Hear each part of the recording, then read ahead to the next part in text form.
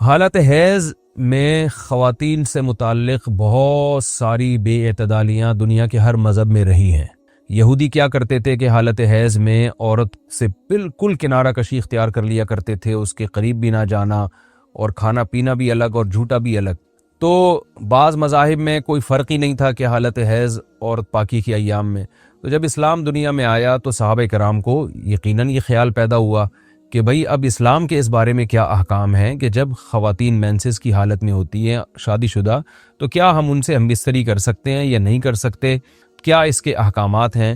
تو اللہ نے صحابہ کے سوال کو اور پھر اپنے جواب کو قرآن مجید کا جز بنا کے نازل کر دیا۔ وَيَسْأَلُونَكَ، اور یہ لوگ آپ سے سوال کرتے ہیں، عن المحیض، حیض کے بارے میں۔ تو حیض کے بارے میں سوال نہیں تھا، اصل میں سوال یہ تھا کہ حالت حیض میں زوجہ سے ہم بستری جائز ہے یا نہیں ہے۔ تو قرآن نے اس کی طرف اشارہ کر دیا۔ قل، اے نبی آپ ان سے کہہ دیجئے، ہوا اذن، اذن اصل میں تکلیف کو بھی کہتے ہیں، گندگی کو بھی کہتے ہیں۔ تو یہاں گندگی مراد ہے کہ وہ گندگی ہے۔ فاعتزلوا النساء، لہذا عورتوں سے دور رہو، فی المحیض، حالت حیض میں۔ ولا تقربوہن، اور ان کے قریب مت جاؤ، حتی یطہرن، جب تک کہ یہ پاک نہ ہو جائیں۔ تو اس میں قرآن مجید نے جو لفظی ترجمہ ہے وہ قرآن کی آیتوں کا یہی ہے کہ ان سے کنارہ کشی اختیار کر لو، لیکن احادیث سے ہمیں پتہ چلتا ہے کہ یہاں کنارہ کشی اختیار کرنا یہ کنایا ہے ہم بستری کرنے سے، یعنی ان سے ہم بستری کرنا تمہارے لیے جائز نہیں ہے۔ کنارہ کشی سے وہ جو یہودی کر لیا کرتے تھے وہ مراد نہیں ہے یہاں پہ، اور اس کی تفصیل احادیث میں۔ تو قرآن نے چونکہ صاف لفظوں میں جماع کا ہم بستری کا ذکر نہیں کیا، تو صرف کنایوں سے کام لیا ہے قرآن مجید نے۔ فاعتزلوا النساء، ان سے اعتزال کرو، یعنی دور رہو ان سے۔ دور رہنے کا مطلب صرف دور رہنے سے یہ مراد ہے، صحیح حدیث ہے، نبی صلی اللہ علیہ وسلم نے فرمایا، اصنعوا کل شیء الا النکاح، حالت حیض میں اپنی زوجہ کے پاس تم جا سکتے ہو، سب کچھ کر سکتے ہو سوائے جماع کے۔ تو انٹرکورس جو اسے کہا جاتا ہے وہ حلال نہیں ہے۔ تو باقی نبی صلی اللہ علیہ وسلم نے فرمایا کہ ایسی کنارہ کشی کہ بالکل اس کا جھوٹا نہ پیو اور بالکل دور ہو جانا، اس کی اسلام میں اجازت نہیں ہے، اور نہ بستر الگ کرنے کی ضرورت ہے۔ تو یہ سارے قرآن کے کنائے ہیں۔ کنایا کا مطلب ہوتا ہے کہ آپ صرف اشاروں میں بات کر رہے ہیں، صراحتاً بات نہیں کر رہے۔ تو میں اس میں نقطے کی بات بھی بتاؤں گا کنایا کیوں ہے، کہ فاعتزلوا النساء فی المحیض، عورتوں سے حالت حیض میں دور رہو، ولا تقربوہن، ان کے قریب مت جاؤ۔ تو یہ قریب جانا بھی اصل میں جماع اور ہم بستری سے کنایا ہے، یعنی اشارہ ہے ہم بستری مت کرو۔ تو جماع کا صراحتاً ذکر نہیں کیا جا رہا، تو مراد وہی ہے کنایا، کنائے میں بات کی جا رہی ہے۔ ایک جگہ قرآن میں آتا ہے لا تقربوا الزنا، زنا کے قریب مت جاؤ۔ تو ممکن ہے کسی کو اشکال ہو کہ وہاں تو ہم یہ کہتے ہیں کہ زنا کے قریب بھی مت جاؤ، تو وہاں قریب نہ جانے سے ہم حقیقی معنی مراد لیتے ہیں کہ بھئی زنا ایسا کام کرنا جو زنا یعنی زنا تک لے کر جاتا ہے وہ بھی تمہارے لیے حرام ہے، تو وہاں تو یہ ترجمہ کرتے ہیں۔ تو یہاں بھی وہی ترجمہ ہونا چاہیے، ولا تقربوہن، ان عورتوں کے قریب بھی مت جاؤ۔ یا مطلب کیا ہے کہ اس گھر میں بھی نہ رہو، اس کمرے میں بھی نہ رہو جہاں تمہاری جو بیوی رہتی ہے جو مینسز کی حالت میں ہے۔ تو یاد رکھیں وہاں چونکہ زنا کا لفظ اللہ نے صراحتاً ذکر کر دیا، کنایا کی اب ضرورت نہیں ہے، لہذا وہاں لا تقربو کا مطلب لا تقربو ہی ہے، یعنی قریب مت جاؤ۔ تو زنا کے قریب مت جاؤ یہ کنایا نہیں ہے، اس کا مطلب صاف کہ زنا تو دور کی بات ہے، کوئی ایسا کام بھی نہیں کرنا جو زنا کے قریب لے کے جاتا ہے۔ لیکن یہاں اللہ نے ہم بستری کے لفظ کا صراحتاً ذکر نہیں کیا، لہذا جہاں ذکر نہیں ہوتا تو وہاں اشارتاً ذکر کیا جاتا ہے، اور اشارتاً جب ذکر کیا ہے تو یہاں لا تقربوہن، یہ قرب سے خاص قسم کا قرب مراد ہے، اس سے مطلق قرب مراد نہیں ہے کہ کسی کے بھی قریب چلے جاتے ہیں۔ تو یہاں خاص قسم کا قرب مراد ہے، وہ قرب یہی ہے کہ مکمل جمع کرنا حالت حیض میں، اس کی اجازت نہیں دی جا رہی، لیکن اللہ نے اس کو گول مول طریقے سے کنائے کے ذریعے ذکر کیا ہے، حتیٰ یطہرن، یہاں تک کہ وہ پاک ہو جائے۔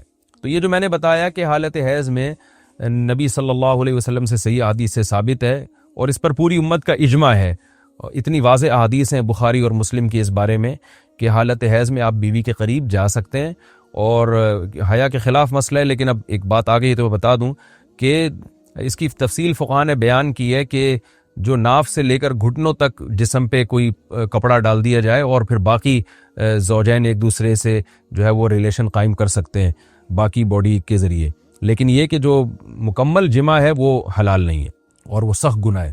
آگے اللہ نے ارشاد فرمایا فَإِذَا تَطَهَّرْنَا، پس جب وہ مکمل پاک ہو جائیں، فَأْتُوهُنَّ، تو پھر تم ان کے پاس آؤ۔ اب یہ بھی دیکھیں ان کے پاس آؤ، یہ کنایا ہے جمع سے، یہ نہیں کہ آپ کہ زوجہ جو ہے وہ جب حیض سے پاک ہوئی ہے تو آپ اب اس کے پاس جا کے چائے پی سکتے ہیں، وہاں بیٹھ کے کھانا کھا سکتے ہیں، یہ مراد نہیں ہے، یہ سب کنایے اور اشارتاً قرآن بات کر رہا ہے۔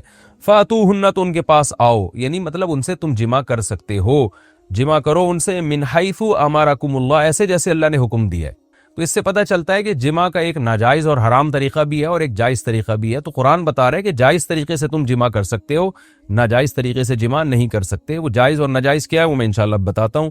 ان اللہ، بے شک اللہ تعالیٰ، یحب التوابین، توبہ کرنے والوں سے بھی محبت کرتا ہے، ویحب المتطہرین، اور تطہر جو ہے نا، یاد رکھیں، دیکھیں یہاں دو لفظ استعمال ہوئے ہیں، ایک استعمال ہوا ہے طہورا یطہرو، حتی یطہرنا، اس کا مطلب ہوتا ہے پاک ہو جانا، اور ایک ہوتا ہے تطہرنا، باب تکلف ہے، یعنی تھوڑا تکلف سے پاک ہونا، اہتمام کر کے۔ ایک پاک تو یہ ہے کہ بس چلو بھی پاک ہو گئے، ایک ہے کہ بہت یعنی پاک صاف رہنے کی بڑی کوشش کرنا۔ تو جو صفائی پسند لوگ ہوتے ہیں نا، وہ جب تک صفائی کا خبط ان کے اوپر سوار نہیں ہو جاتا اور تکلف نہیں کرتے، اس وقت تک پاک صاف وہ رہتے نہیں ہیں۔ تو اس لیے اللہ تعالیٰ نے تکلف کے ساتھ طہارت کا حکم دیا۔ تو اسی وجہ سے بہت سے علماء کہتے ہیں کہ اس سے حالت حیض کے بعد غسل کرنا مراد ہے، کہ اگر عورت کے 10 دن سے پہلے حیض آنا ختم ہو جائے تو عورت پر پھر واجب ہو جاتا ہے کہ وہ باقاعدہ غسل کر کے اپنے آپ کو پاک صاف کرے۔ تو یہی مراد ہے اس سے۔ اللہ نے فرمایا فَإِذَا تَطَهَّرْنَا، جب وہ مکمل پاک ہو جائیں، فَأْتُوهُنَّ مِنْ حَيْثُ أَمَرَكُمُ اللَّهُ، تو پھر اس طرح آؤ ان کے پاس جیسے اللہ نے حکم دیا، بے شک اللہ تعالیٰ محبت کرتا ہے توابین، توبہ کرنے والوں سے، وَيُحِبُّ الْمُتَطَهِّرِينَ، اور خوب تکلف کے ساتھ پاک صاف رہنے والوں سے۔ تو توبہ اور تطہر کا تذکرہ کیا۔ توبہ روحانی طہارت کو کہتے ہیں، اور جو تطہر ہے وہ جسمانی طہارت کو کہتے ہیں۔ یعنی اسلام یہ چاہتا ہے کہ آپ روحانی طور پہ بھی پاک صاف رہیں اور جسمانی طور پہ بھی۔ روحانی پاکی کیا ہے کہ اگر آپ سے کوئی گناہ ہو جاتا ہے تو رو دھو کے اللہ کو منا کے راضی کر لیں، تاکہ دل جو گندا ہوا ہے وہ بھی صحیح ہو جائے۔ اور جسمانی پاکی یہی ہے کہ جسم پہ کوئی گندگی لگی ہے تو وہ پاک ہو جائے۔ تو اس میں اللہ نے حالت حیض میں عورت کو بھی حکم دیا کہ وہ بھی نہا دھو کے پاک ہو جائے جب حیض سے پاک ہوتی ہے، اور مرد کو بھی حکم دیا کہ حالت حیض میں تم گندگی کی حالت میں جماع مت کرو بیوی کے ساتھ، خون میں لت پت ہو جائے گا انسان، اور یہ گندگی ہے۔ تو اللہ تعالیٰ پاک صاف رہنے والوں کو پسند کرتے ہیں۔ تو جو حالت حیض میں بیوی سے جماع کرتا ہے، اس کا مطلب وہ پاک صاف آدمی نہیں ہے، وہ گندگی کے وقت میں اس کے قریب جا رہا ہے، تو یہ بھی غلط ہے۔ اور اگر خدا نخواستہ کسی سے ایسا ہو گیا ہو تو اللہ نے توبہ کا حکم دیا کہ توبہ کر کے اللہ کو مناؤ، کیونکہ روحانی طور پر جو گندگی ہوئی ہے اس سے بھی تمہیں پاک رہنا ضروری ہے۔ تو اللہ کو اچھے لوگ، پاکیزہ لوگ پسند ہیں۔ تو حالت حیض کی آیتوں کے بعد اللہ نے یہ اس لیے حکم دیا تاکہ اس عمل کے دوران گندگی میں ملوث نہ ہونا پڑے، اور یہ حکمت بھی اللہ نے بیان کر دی کہ حالت حیض میں جماع سے ہم تمہیں اس لیے منع کر رہے ہیں کہ اللہ کو پاک صاف لوگ پسند ہیں، گندگی میں انوالو ہونے والے، ملوث ہونے والے لوگ اللہ کو پسند نہیں ہیں۔ میں پھر علمی نکات کے تحت انشاءاللہ اس کی مزید جو ہے وہ ڈیٹیل بیان کروں گا جب علمی نکتے بیان کروں گا میں۔ آگے اللہ نے ارشاد فرمایا نساؤکم حرث لکم، تمہاری عورتیں تمہارے لیے بمنزلہ کھیت کے ہیں۔ حرث عربی میں کھیت کو کہتے ہیں، تو بمنزلہ کھیت کے ہیں۔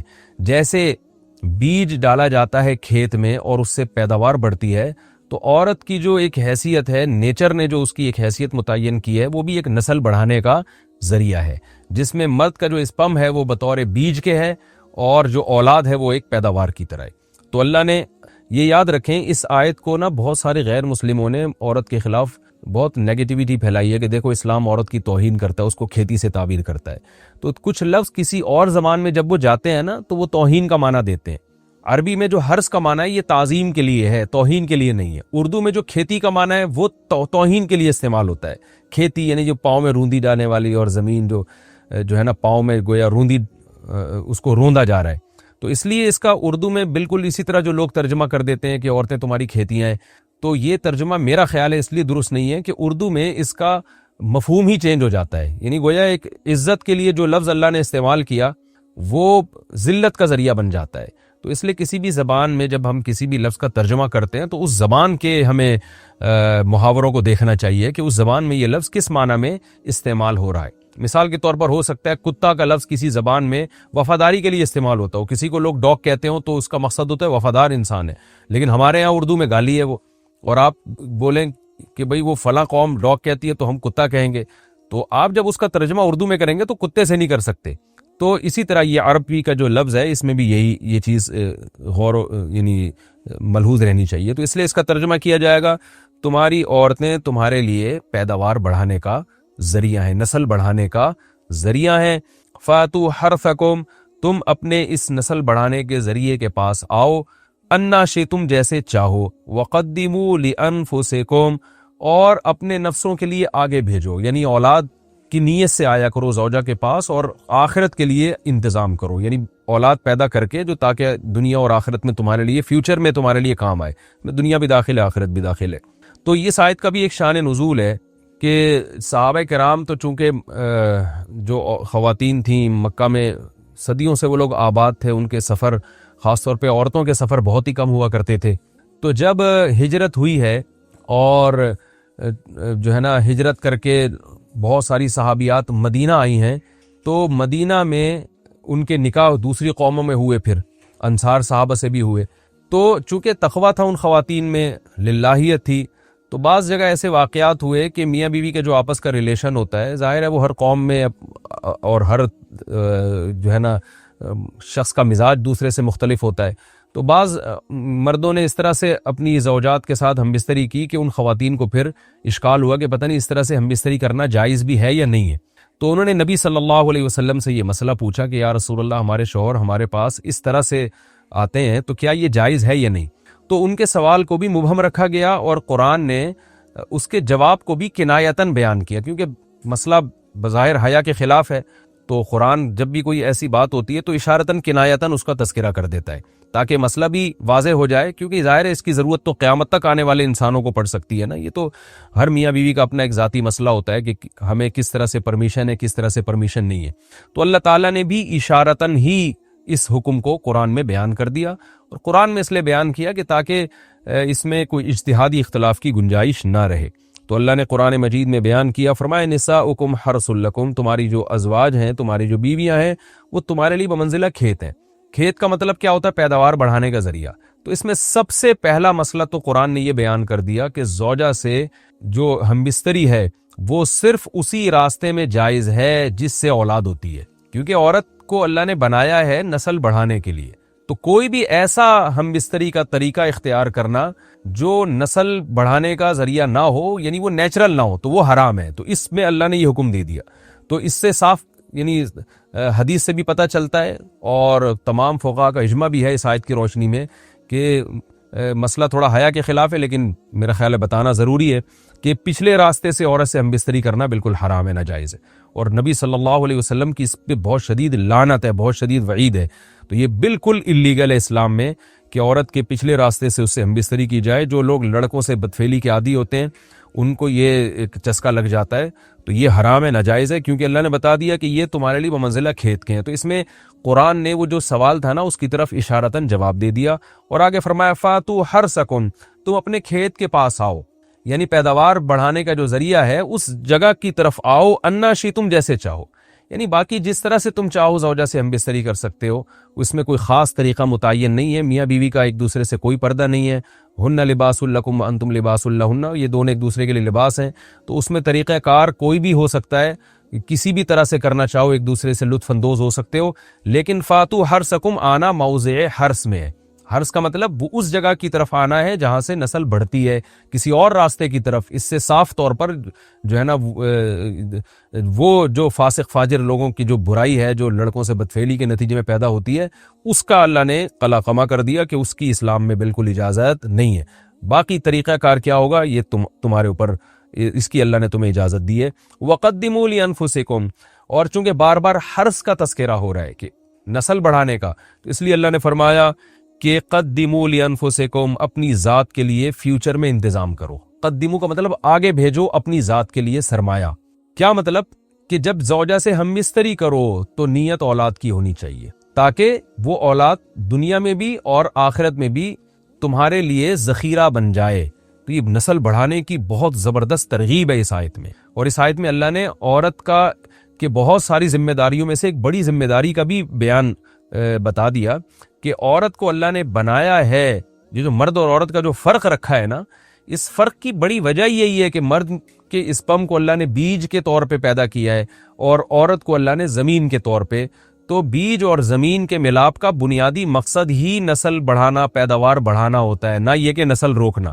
آج فیملی پلاننگ والوں نے اس آیت کی دھجیاں اڑا دی ہیں، اور جو پوری دنیا میں ایک بےہودہ قسم کی تحریک چل رہی ہے، یہ آیت بالکل اس کی نفی کر رہی ہے۔ اس لیے اللہ نے فرمایا کہ اچھا، اللہ نے اس کا بھی جواب دے دیا کہ جو فیملی پلاننگ والے کہتے ہیں نا نسل بڑھنے سے تمہارا نقصان ہوگا، خرچے بڑھ جائیں گے، تو اللہ فرماتے ہیں قدموا لانفسکم، تمہارا فیوچر بن جائے گا، سنور جائے گا، کیونکہ اولاد پہ اتنی انویسٹمنٹ نہیں ہوتی جتنا اس کا آؤٹ پٹ ہوتا ہے۔ ان پٹ کم ہے، آؤٹ پٹ زیادہ ہے، انویسٹمنٹ کم ہے، اس کے جو پروفٹ ہے وہ زیادہ ہے، دنیا میں بھی اور آخرت میں بھی۔ تو اللہ نے فرمایا اپنے نفس کے لیے، فیوچر کے لیے انتظام کرو، بڑھاپے کے لیے انتظام کرو، تمہارے بیٹے ہوں گے، بیٹیاں ہوں گی، پوتے ہوں گے، نواسے ہوں گے، بہویں ہوں گی، یہ دنیا کا مستقبل اور آخرت کا مستقبل کیا ہے۔ جو عبداللہ بن عمر رضی اللہ تعالیٰ عنہ نے جب نکاح کا ارادہ ترک کیا تو آپ کی جو ہمشیرہ تھی حضرت حفصہ، انہوں نے فرمایا کہ نکاح کرو، تمہارے اولاد ہوگی، دنیا سے جاؤ گے تو تمہارے لیے دعائیں مانگے گی، تو یہ آخرت کے لیے ذخیرہ ہے۔ تو اس لیے اللہ نے فرمایا کہ آخرت کے لیے ذخیرہ کرو، واتقوا اللہ، اور اللہ سے ڈرو، واعلموا انکم ملاقوہ، اور جان لو کہ تم نے ایک دن اللہ سے ملاقات کرنی ہے۔ تو جتنے حکام اللہ نے تمہیں اس آیت میں دیے ہیں ان تمام حکام کو تم نے فالو کرنا ہے۔ وبشر المؤمنین، اور ایمان والوں کو خوشخبری سنا دے۔ ولا تجعلوا اللہ عرضۃ لایمانکم ان تبروا، اس کا بھی ایک شان نزول ہے۔ بعض لوگ غصے میں آ کے قسمیں اٹھا لیتے تھے کہ میں فلاں پہ صدقہ نہیں کروں گا، میں یہ نہیں کروں گا، میں یوں نہیں کروں گا، جیسے آپ دشمنیوں میں کر لیتے ہیں، میں اس امام کے پیچھے نماز نہیں پڑھوں گا۔ تو اللہ نے فرمایا اللہ تعالیٰ کو اپنی قسموں کے ذریعے نیکی میں رکاوٹ کا ذریعہ مت بناؤ۔ ان تبروا یعنی اس بات میں رکاوٹ مت بناؤ کہ تم نیکی کا کام کرو، وتتقوا، اور تقوی والا کام کرو، وتصلحوا بین الناس، اور لوگوں میں اصلاح کرو۔ تو ایسی چیزوں یعنی جو نیکی کے کام ہے نا، لوگوں میں اصلاح کرنا۔ بعض دفعہ آدمی کہتا ہے میں ان کی سلو نہیں کراؤں گا، خدا کی قسم میں ان کو لڑنے دوں گا، ایسی کی تیسی، ایسا ہوتا ہے نا۔ آپ آج بھی لوگ قسمیں اٹھا رہے ہوتے ہیں اس ٹائپ کی، ابے جاؤ یہ تو اللہ نے فرمایا تھا اللہ کے نام کو ذریعہ نہ بناؤ نیکی سے رکاوٹ کا۔ واللہ سمیع علیم، اللہ سننے والا اور جاننے والا ہے۔ اسی وجہ سے حدیث میں آتا ہے کہ اگر کوئی شخص من حلف علی یمین، بخاری مسلم کی حدیث ہے، من حلف علی یمین فرآ غیرہا خیرا منہا فلیکفر عن یمینہ، آپ صلی اللہ علیہ وسلم نے فرمایا کہ جو کسی بات پر قسم اٹھائے، پھر بعد میں اس کو خیال ہوا کہ یار جو میں نے قسم اٹھائی ہے کہ میں یہ کام نہیں کروں گا، وہ تو نیکی کا کام ہے، تو آپ صلی اللہ علیہ وسلم نے فرمایا اسے چاہیے کہ اپنی قسم توڑ دے اور پھر قسم کا کفارہ ادا کرے۔ تو شریعت کا یہی حکم ہے، اگر آپ کسی ایسی بات پہ قسم اٹھا لیں جو مناسب نہیں تھی، ناجائز تو دور کی بات، جو مناسب بھی نہیں تھی، تو بھی اس قسم کو توڑ دینا چاہیے اور اس کا کفارہ ادا کرنا چاہیے۔ تو اللہ نے فرمایا کہ لا یؤاخذکم اللہ باللغو فی ایمانکم، اب قسم کے بارے میں قاعدہ بیان کیا جا رہا ہے کہ اللہ تمہاری قسموں میں جو لغو قسمیں ہیں ان کے بارے میں تم سے مواخذہ نہیں کرے گا، تمہاری پکڑ نہیں ہوگی۔ جو لغو قسمیں ہوتی ہیں وہ کیا ہوتی ہیں ابھی بتاتا ہوں میں۔ وَلَٰكِن يُؤَاخِذُكُم بِمَا كَسَبَتْ قُلُوبُكُم، ان قسموں کا مواخذہ کرے گا جن کا تمہارا، جو قسمیں تمہارے دل کماتے ہیں، کیونکہ اللہ معاف کرنے والا ہے اور برداشت کرنے والا ہے، حلیم ہے۔ اس آیت کی تفسیر میں فقہا کا اختلاف ہے، کیونکہ لغو یمین اور یمین منعقدہ کسے کہتے ہیں اس کی تفسیر میں اختلاف ہے۔ میں اس کی ڈیٹیل بتاتا ہوں۔ پہلی بات تو یہ ہے کہ یمین یعنی قسم کی دو قسمیں ہیں۔ ایک کو کہا جاتا ہے یمین لغو، جو قرآن نے ذکر کی کہ اللہ یمین میں جو لغو یمین ہے، لغو قسمیں، ان پہ اللہ کی طرف سے کوئی پکڑ نہیں ہے۔ اور دوسری قسم ہے جس میں آپ کا دل باقاعدہ ارادہ کرے، تو اس قسم کو کہا جاتا ہے یمین منعقدہ، یعنی منعقد ہونے والی یمین، یعنی وہ یمین جس پر اللہ کی طرف سے پکڑ ہوگی۔ تو دیگر فقہا کے نزدیک، امام شافعی، امام مالک اور امام احمد ابن حنبل کے نزدیک، یمین لغو وہ یمین ہے جو آپ دل کے ارادے کے بغیر ویسے ہی محاورے کے طور پر قسمیں اٹھاتے رہتے ہیں۔ اللہ کی قسم میں نہیں تجھ سے بات کروں گا، لوگ کہہ رہے ہوتے ہیں بات پہ، ابے بھائی اللہ کی قسم میں تو نہیں جاؤں گا وہاں پہ، اللہ کی قسم میں تو یوں نہیں کروں گا، اللہ کی قسم میں تو یوں نہیں کروں گا۔ تو یہ ویسے ہی جو محاورے کے طور پہ زبان سے قسمیں نکلتی ہیں، جمہور علماء کے نزدیک اس قسم کو یمین لغو کہا جاتا ہے، یعنی بیکار قسمیں۔ تو وہ کہتے ہیں جب تک باقاعدہ ارادہ نہیں کرے گا کہ میں باقاعدہ قسم سے یہ ارادہ کر رہا ہوں کہ یہ چیز میرے اوپر واجب ہو جائے، تو جب تک اس ارادے سے سوچ سمجھ کے قسم نہیں اٹھائے گا تو وہ قسم منعقد ہی نہیں ہوگی اور اس پہ کفارہ لازم نہیں ہوگا۔ مثال کے طور پر آپ کا دوست آپ کو بلا رہا تھا، یار کل ناشتہ میرے ساتھ کرو، آپ نے کہا یار میں نہیں کروں گا، وہ کہہ رہا ہے آ جا، کہہ رہا اللہ کی قسم نہیں آؤں گا میں، ایسے ہی کہہ دیا آپ نے باتوں میں۔ تو جمہور علماء کہتے ہیں اگر آپ نے کل ناشتہ نہیں کیا تو آپ پر کفارہ لازم اگر آپ نے کل ناشتہ کر لیا تو قسم نہیں ٹوٹے گی آپ کی، کیونکہ یہ تو آپ نے ویسے ہی باتوں باتوں میں ایک بات کہہ دی تھی کہ اللہ کی قسم میں کل تو صبح آپ کے ساتھ ناشتہ نہیں کروں گا، ٹھیک ہے نا، آپ کا باقاعدہ پراپر ارادہ نہیں تھا، تو اس لیے اس پر کوئی کفارہ نہیں ہے، اللہ کی طرف سے کوئی پکڑ نہیں ہے۔ اور اگر آپ نے باقاعدہ ارادہ کر کے کہا کہ اللہ کی قسم میں کل آپ کے ساتھ ناشتہ نہیں کروں گا، اور آپ کی نیت ہے کہ تاکہ یہ قسم کی وجہ سے میرے اوپر یہ کام لازم ہو جائے، تو اب جب آپ کل جا کے ناشتہ کریں گے اس کے ساتھ تو قسم ٹوٹے گی، اس پہ اللہ کی طرف سے مواخذہ ہوگا، کیونکہ اللہ فرماتے ہیں اللہ ان قسموں کا مواخذہ کرے گا جن میں تمہارے دل باقاعدہ قسم کرتے ہیں، اس کا ارادہ کرتے ہیں۔ تو یہ جمہور کے نزدیک ہے، لیکن امام ابو حنیفہ رحمہ اللہ تعالیٰ کے نزدیک جو قسم ہے، اگر فیوچر پہ کسی بات پہ آپ نے قسم اٹھائی ہے تو آپ نے ارادہ کیا ہو یا نہیں ارادہ کیا ہو، دونوں صورتوں میں اگر آپ وہ کام نہیں کرتے تو قسم کا کفارہ آپ کو دینا پڑے گا، آپ پر لازم ہو جائے گا کہ آپ اس قسم کا کفارہ ادا کریں۔ اور ان کے نزدیک یمین لغو کہتے ہیں ماضی کی کسی بات پہ قسم اٹھانا، آپ سمجھے تھے کہ کل ایک کام ہوا ہے ماضی میں، لیکن آپ کا جھوٹ بولنے کا ارادہ نہیں تھا، لغو کا مطلب آپ کا ارادہ نہیں ہے جھوٹ بولنے کا، آپ سمجھ رہے ہو کہ ایسا ہوا ہے، آپ نے قسم اٹھا لی خدا کی قسم کل ایسا ہوا ہے، تو اس پر اللہ مواخذہ نہیں کرے گا، یعنی قیامت میں اللہ کی طرف سے پکڑ نہیں ہوگی، کیونکہ آپ نے جان بوجھ کر جھوٹی قسم نہیں اٹھائی۔ اور آگے فرمایا کہ وَلَٰكِن يُؤَاخِذُكُم بِمَا كَسَبَتْ قُلُوبُكُم، تمہارے دل جس قسم کا ارادہ کرے اس پہ اللہ قیامت کے دن پکڑے گا۔ کیا مطلب؟ آپ نے جان کر اگر جھوٹی قسم اٹھائی ہے، یہ یعنی امام ابو حنیفہ کے نزدیک اس پوری آیت سے ماضی کی قسمیں مراد ہیں، ماضی کی یعنی جھوٹی خبر دے رہے ہیں آپ قسم کے ذریعے۔ مثال کے طور پر کل یعنی آپ سے کسی نے پوچھا کہ بھائی کل جو ہے یہ کام ہوا ہے کہ نہیں ہوا، آپ نے قسم اٹھا کے کہا کہ خدا کی قسم نہیں ہوا، اب آپ کا جھوٹ بولنے کا ارادہ نہیں تھا، دل آپ کا اس قسم پہ جان بوجھ کر آپ نے یہ قسم کا ارادہ نہیں کیا، کیونکہ آپ یہ سمجھ رہے ہو کہ واقعی نہیں ہوا یہ کام، آپ نے کہا خدا کی قسم نہیں ہوا، بعد میں بتایا جائے تو ہوا ہے، تو اب اس پہ اللہ فرماتے ہیں گھبرانے کی ضرورت نہیں ہے، چونکہ آپ نے جھوٹی قسم جان کر نہیں اٹھائی ہے، لہذا اللہ آپ کو معاف کر دے گا۔ لیکن آپ نے اگر جھوٹی قسم اٹھائی اور جان کر اٹھائی ہے تو اس پہ اللہ آپ سے مواخذہ کرے گا۔ تو امام ابو حنیفہ کے نزدیک اس سے وہ قسمیں جن کا فیوچر سے تعلق ہے، اس آیت کا ان فیوچر والی قسموں سے کوئی تعلق ہی نہیں ہے، کیونکہ اس کے لیے دوسری آیتیں ہیں جو ہم پہلے پڑھ چکے ہیں جس میں اللہ نے کفارے کا تذکرہ کیا، وہ کفارہ بہرحال آپ کو دینا ہے۔ لہذا اگر آپ یہ کہتے ہیں کہ کل میں آپ کے ساتھ ناشتہ نہیں کروں گا اللہ کی قسم، تو آپ نے مذاق میں بھی اگر کہا ہو کہ اللہ کی قسم ناشتہ نہیں کروں گا، تو اگر آپ نے ناشتہ کر لیا تو آپ کو قسم کا کفارہ ادا کرنا پڑے گا، کیونکہ یہ فیوچر کی قسم ہے، تو یمین منعقد وہ ہوتی ہے جو فیوچر کی ہوتی ہے، تو اس میں آپ پر ایک چیز لازم ہو جائے گی، اور یہ قرآن سے بھی ثابت ہے اور حدیث سے بھی ثابت ہے کہ ثلاث جدہن جد وہزلہن جد، کہ نبی نے فرمایا تین چیزیں حقیقت میں بھی حقیقت اور مذاق میں بھی، اس میں طلاق، نکاح اور عتاق، اور ایک روایت میں یمین کا بھی تذکرہ ہے کہ قسم بھی۔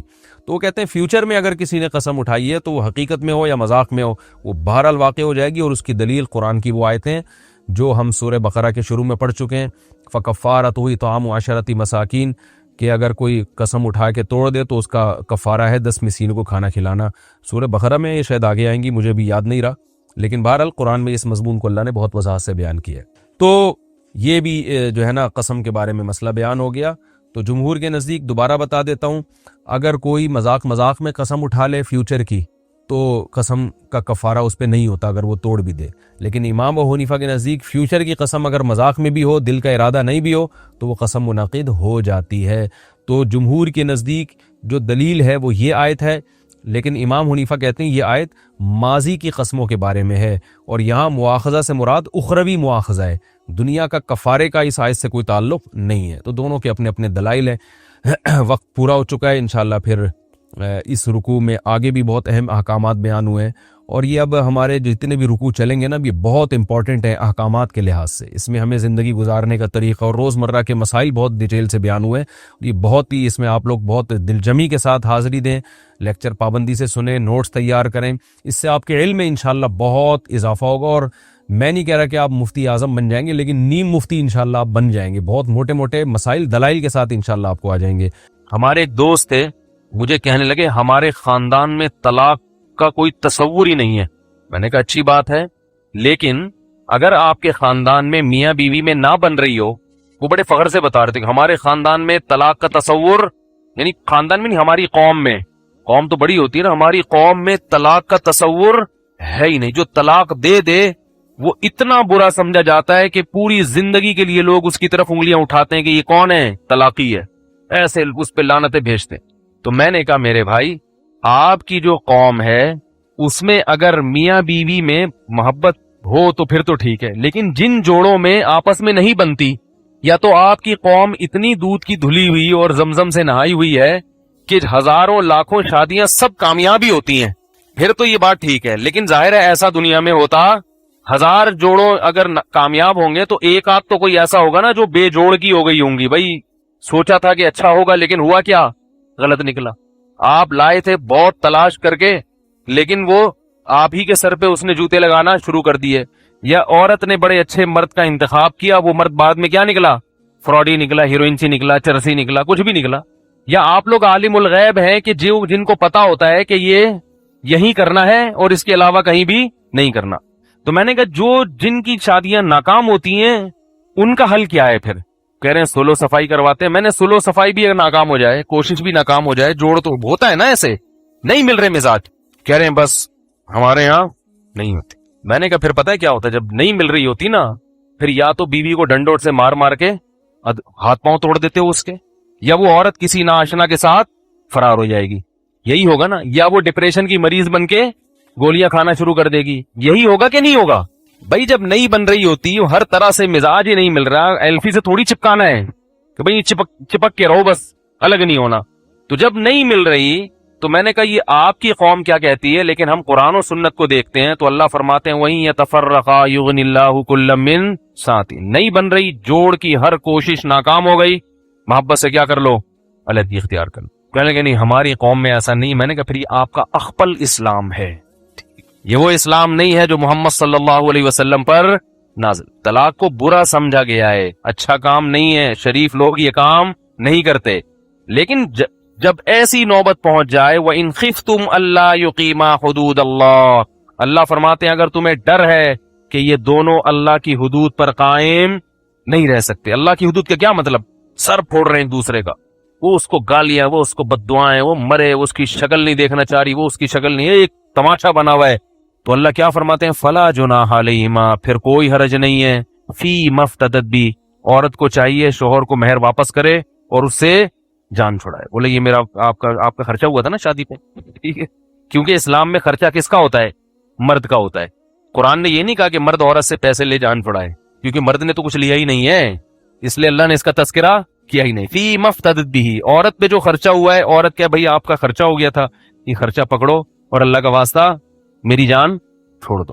اگر ایسا نہ ہو خواتین جا کے یہ الٹی حرکتیں شروع کر دیں، بھائی ڈر بھی لگتا ہے، بہت سخت مجبوری ہو تو ایک آپ کو واقعہ سناتا ہوں۔ ہمارے ایک دوست نے واقعہ سنایا رشیا کا، کہتے ہیں روس میں ایک یہودی عورت ملی ان کو اور کہنے لگی تم مسلمان ہو؟ میں نے کہا کہنے اللہ کا شکر ادا کرو کہ تم مسلمان ہو۔ کہتے ہیں میں نے کہا کیوں بھائی تمہیں کیوں، تم تو یہودی ہو، تم کیسے کہہ رہی ہو؟ اس نے کہا تم مسلمان ہو اس لیے تمہارے ہاں طلاق کا بھی ایک آپشن ہے، ہم یہودی ہیں ہمارے ہاں طلاق کا آپشن نہیں ہے۔ اس نے کہا 20 سال سے میرا شوہر مجھے چھوڑ کر گیا ہوا ہے، مجھے نہ وقت دیتا ہے، نہ محبت دیتا ہے، نہ خرچہ دیتا ہے، اور کیونکہ مجھے طلاق نہیں دیتا لہذا پوری زندگی میری پوری جوانی کیا ہو گئی؟ برباد ہو گئی، میں کہیں اور شادی نہیں کر سکتی کیونکہ ہمارے ہاں طلاق ہے ہی نہیں، بس نبھا کرنا ہے جیسے مرضی ہو۔ تو طلاق کو شریعت نے بہت برا سمجھا، ناپسندیدہ سمجھا، مگر ایک کھانچا کھول کے رکھا ہوا ہے کہ بھئی اس کنڈیشن میں کیا کرنا ہے۔ اور یہ بھی یاد رکھو ہمارے معاشرے میں کسی خاتون کو طلاق ہو جائے یا کوئی مرد دے دے، دونوں کو اتنا بدنام کر دیا جاتا ہے کہ دوبارہ دونوں کی شادی نہیں ہوتی، یہ بھی غلط ہے۔ میرے پاس ایسے لوگ ہیں کہ وہ کہیں نہیں بن رہی تھی، مشورہ کیا، ان کے بڑوں نے کہا بھئی الگ ہو جاؤ، علیحدگی اختیار کر لی، اب لڑکے کو کوئی رشتہ ہی نہیں مل رہا، کہہ رہے ہیں اس نے تو بیوی کو کیا دی ہے؟ طلاق دی ہے، کہیں ہماری بچی کو بھی نہ دے دے۔ بھائی تفتیش کرو، ہو سکتا ہے وہ اس بیس پر دی ہو، اب وہ ساری زندگی ایسے لوگ لڑکے ہیں ایسے کہہ رہے ہیں یار ہماری کیا مصیبت ہو گئی کہ ایک ہماری بنی نہیں، اب کوئی ہمیں مل نہیں رہی، ساری زندگی تباہ ہو جاتی ہے لڑکے کی بھی اور لڑکی کی بھی کہ اس پہ طلاق کا دھبا لگ گیا، اب خام خواہ میں اس کے بدگمان ہوگا اس میں کوئی خرابی ہوگی جبھی اس کے شوہر نے دی۔ بھائی ضروری نہیں خرابی ہو، بہت اچھی ہوگی، مزاج آپس میں نہیں مل رہے، عین ممکن ہے مزاج نہیں ملتے تو نہیں ہوتی، دونوں اچھے ہوتے ہیں مگر پھر بھی نہیں ہوتی۔ ہر شخص کی ریکوائرمنٹ الگ ہوتی ہے، ضروری نہیں کہ آپ جس چیز کو خوبی سمجھ رہے ہو سامنے والا بھی اس کو خوبی سمجھ رہا ہو۔ اس کی ہمارے پاس حدیث میں مثالیں ملتی ہیں. آپ صلی اللہ علیہ وسلم نے اپنی پھوپھی ذات بہن حضرت زینب کا نکاح کرایا زید ابن حارثہ سے. زید ابن حارثہ نبی کے چہیتے، منہ بولے بیٹے. اتنی محبت نبی صلی اللہ علیہ وسلم کو کہ حب رسول اللہ، جب صحابہ کو سفارش کروانی ہوتی تو زید ابن حارثہ سے کہتے کہ نبی سے سفارش کرو جا کے، کیونکہ حب کہتے ہیں بہت زیادہ محبوب. اور ادھر حضرت زینب، وہ نبی کی پھوپھی ذات بہن، جنتی خاتون، جنتی عورت، اتنی سخی تھی کہ صبح اگر راشن ملتا نا پورے سال کا تو شام ہونے سے پہلے پہلے وہ راشن سارا صدقہ. دونوں چوٹی کے نیک. جب دونوں کی شادی ہوئی ہے تو آپس میں نباہ نہیں. نبی صلی اللہ علیہ وسلم نے بہت کوشش کی کہ یہ طلاق نہ ہو، کیونکہ یہ رشتہ نبی نے کروایا تھا. کروانے والا بھی کون ہے؟ اب میں کہیں نکاح پڑھا دوں نا، کہیں طلاق ہو جائے، کہتے ہیں انہوں نے پڑھایا تھا. انہوں نے ہے بھائی انہوں نے پڑھایا تھا. ایک دفعہ میں نے 10 سال پہلے کہیں نکاح پڑھایا تو 6 مہینے بعد وہ صاحب آئے کہنے لگے یار وہ خلا ولا کا کیس چل رہا ہے. میں نے کہا کون ہے آپ؟ کہہ رہے ہیں وہی جس کا ابھی آپ نے، جن کی بیٹی، میری بیٹی کا آپ نے نکاح پڑھایا. میں نے کہا یار اتنی جلدی؟ انہوں نے کہا کیا کریں، سیزن ایسے ہی چل رہا ہے مارکیٹ میں یہی ہو رہا ہے آج کل. تو نکاح کی ترغیب کس نے دی تھی؟ نبی صلی اللہ علیہ وسلم نے. تو آپ صلی اللہ علیہ وسلم کے مشورے پہ نکاح ہوا. نبی کے چہیتے منہ بولے بیٹے سے نکاح ہو رہا ہے، اور نکاح نبی کی پھوپھی ذات بہن سے ہو رہا ہے. کتنا کامیاب ہونا چاہیے نا یہ نکاح. دونوں جنتی مگر پھر بھی کامیاب. اور آپ صلی اللہ علیہ وسلم کوشش بھی کر رہے ہیں. حضرت زید کو منع بھی کر رہے ہیں بھائی نہیں دو طلاق. وہ آ کے کہہ رہے ہیں یا رسول اللہ میری بن نہیں رہی ہے، بڑا پریشان ہوں، میری بنتی نہیں ہے. امسک علیک زوجک، نبی فرما رہے روک کے رکھو اپنی بیوی کو، واتق اللہ، اللہ سے ڈرو، مت دو. حضرت زید کے اتنے مشوروں کے باوجود بھی حضرت زید نے کہا کہ معاملہ برداشت سے باہر اور طلاق دے دی. اور کیا کر دیا؟ طلاق دے دی. تو پھر آپ صلی اللہ علیہ وسلم نے چونکہ حضرت زینب کو کہا تھا نا کہ ان سے نکاح کرو، تو حضرت زینب کو پھر یہ تھا کہ بھئی میں نے تو نبی کے کہنے پہ کی تھی اور مجھے کیا ہو گئی ہے؟ طلاق ہو گئی. تو پھر ان کا دل رکھنے کے لیے کہ ان کو نقصان کی تلافی ہو، پھر آپ صلی اللہ علیہ وسلم نے خود ان سے نکاح کیا. لیکن اس میں ہمیں کیا سبق ملتا ہے کہ بھائی دونوں نیک ہیں، دونوں صحابی ہیں، مگر سر پھٹولنے کے بجائے بہتر نہیں ہے کہ علیحدگی اختیار. اس کے بعد بھی کچھ بھی نہیں ہوا. قرآن نے حضرت زید کو تنبیہ تو کی، مگر واحد صحابی حضرت زید جن کا قرآن نے نام لیا. یہ اس میں اس طرح اشارہ ہے کہ ہم تنبیہ بھی کر رہے ہیں لیکن تمہیں پروٹوکول بھی دے رہے ہیں کیونکہ تم نے ناجائز کام نہیں کیا. واحد صحابی ہیں. فلما قضا زید منہا وطرن، فرمائے جب زید نے اپنی حاجت پوری کر لی اور زینب کو کیا کر دی؟ طلاق دے دی. زوجنا، کہا اے نبی ہم نے آپ کا نکاح زینب سے کرا دیا. نام صرف کس کا لیا قرآن نے؟ زید کا، حضرت زید رضی اللہ تعالیٰ عنہ کا. تو یہ سب کس بات کی علامت ہے کہ بھائی دونوں بہت اچھے ہو کے بھی آپس میں. اور بھی ہمارے پاس مثال ملتی ہے، صحیح ہے، بخاری کی حدیث ہے. ایک صحابی آئیں رسول اللہ صلی اللہ علیہ وسلم کے پاس، عرض کیا یا رسول اللہ میری شادی ہوئی، شوہر کو پہلے دیکھا، بولو بھائی نہیں تھا. خیال تھا کہ بھئی واجبی تو ہوگا نا. بہت سے لوگ شکل و صورت میں دلچسپی نہیں رکھتے، اور عام طور پہ مردوں میں یہ شکل و صورت کی اتنی زیادہ اہمیت ہمارے معاشرے میں ہوتی نہیں ہے. تو انہوں نے یہی سوچا کہ بھئی جیسے سب ہوتے ہیں اس طرح واجبی ہوں گے. باقی اخلاق اور دینداری کی تعریفیں سن رکھی تھی، بھئی اچھے اخلاق ہیں، دیندار ہیں، اچھے اخلاق ہیں، یہ سن رکھا تھا. دیکھنے کی ضرورت محسوس نہیں کی.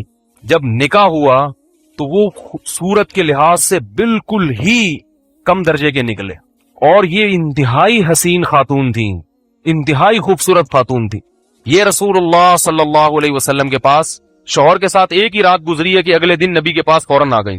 صحیح بخاری کی حدیث، فرمایا رسول اللہ بی من الجمال ما ترا، آپ جانتے ہیں کہ میں کس قدر خوبصورت عورت ہوں، اور میرے شوہر ثابت الانصاری قد کے لحاظ سے چھوٹے، رنگ انتہائی سیاہ، اور ان میں صورت کے لحاظ سے بالکل بھی اٹریکشن نہیں ہے. لا یجتمع رأسی رأسہ، کہ میرا سر ان کے سر کے ساتھ اکٹھا نہیں رہ سکتی، ناممکن ہے.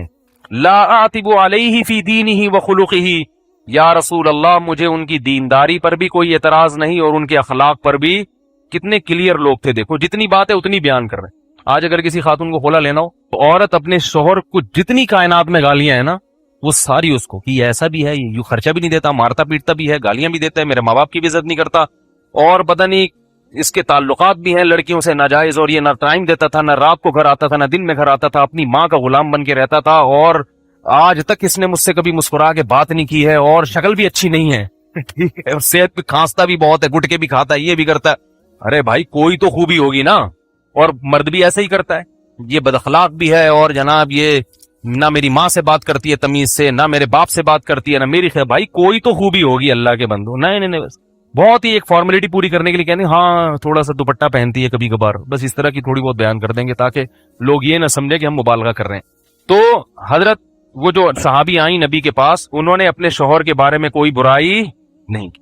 فرمایا ان کے دین اور ان کے اخلاق پر مجھے کوئی اعتراض نہیں ہے, لیکن شکل و صورت میں بہت زیادہ میں انتہائی خوبصورت اور وہ انتہائی کم درجے کے, میں ان کے ساتھ اکٹھی نہیں رہ سکتی.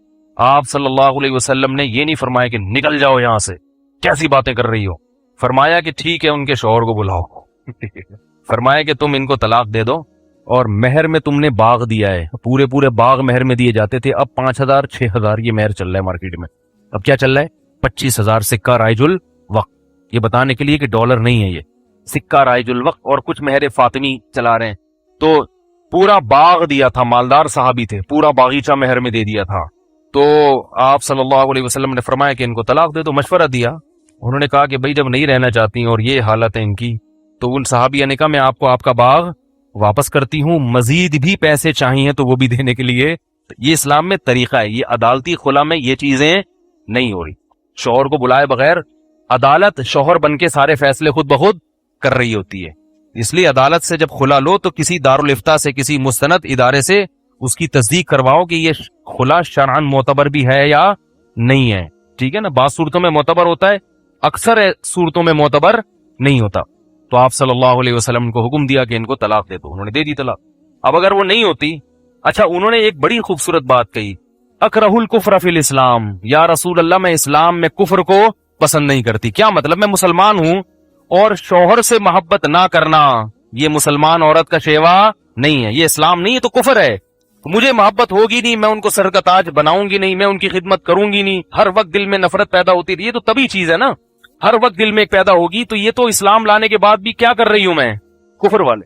اس سے پتہ چلتا ہے کہ شریعت نے عورت کو شوہر سے محبت کا کتنا گہرا حکم دیا ہے. اس کو کیا قرار دیا گیا ہے, شوہر سے محبت نہ کرنا. اب ایسا نہ ہو آپ بولیں کہ چونکہ مجھے بھی محبت نہیں چلو بدل دو, ایسا نہیں ہوتا. وہ تو پہلی رات ہی کو ان کو اندازہ ہو گیا تھا کہ بھئی ناممکن ہے. آپ کے تو 5 بچے ہو گئے ہیں, ٹھیک, 5 بچے ہو گئے, میاں صاحب بوڑھے ہو گئے, اب تو خوبصورت بھی ہوتے تو وہ ایسا ہی ہو جاتے جیسے اب ہوئے. اکثر خواتین پریشان ہوتی ہیں کہ جنت میں مردوں کو حوریں ملیں گی, ہمیں یہی پرانا والا ملے گا, ہے بھائی. تو ان کو میں یہ کہتا ہوں کہ پرانا والا ملے گا مگر ریپیئرنگ کے بعد. پہلے اس کے ڈینٹنگ پینٹنگ کا کام ہوگا, اس پہ جتنے اس کے کھڈے ہیں فلنگ ہوگی, سمجھ رہے ہیں, سروس ہوگی اس کی, اور ریپیئر ہو کے یہ ریکنڈیشن گاڑیاں ہوتی ہیں نا جیسے, ایسے اس پہ نئی نمبر پلیٹ ایشو ہوگی باقاعدہ, اس پورا ریپیئر ہو کے ملے گا. بہت اچھا لگے گا آپ کو, جو جیسا بھی ہے نا ٹیڑھا میڑھا, لیکن جنت میں جا کے کیا لگے گا, بہت اچھا لگے گا انشاءاللہ. تو اس لیے زیادہ پریشان ہونے کی ضرورت, اگر جنت میں گیا, حرکتیں اگر ٹھیک نہ ہو پھر ایک الگ بات, پھر تو اللہ وہاں بدل دیں گے میاں نا, وہ جہنم میں آپ جنت میں, تو پھر ظاہر ہے کسی جنتی سے شادی کرا دیں گے. تو اس لیے میاں کو بھی چاہیے, اگر یہ پرانی والی چاہیے تو اسی کے ساتھ جنت میں چلے جاؤ, ورنہ یہ بھی حور تو گئی, یہ پرانی والی بھی ہاتھ سے جائے گی, کیونکہ جہنم میں کسی کو بیوی جہنم میں نہیں ملے گی, اور وہاں بیوی مل بھی جائے گی تو کیا کرے گا, اللہ ہم سب کو اس عذاب سے محفوظ رکھے, آگ ہے وہ. تو جلدی سے بات ختم. مفتی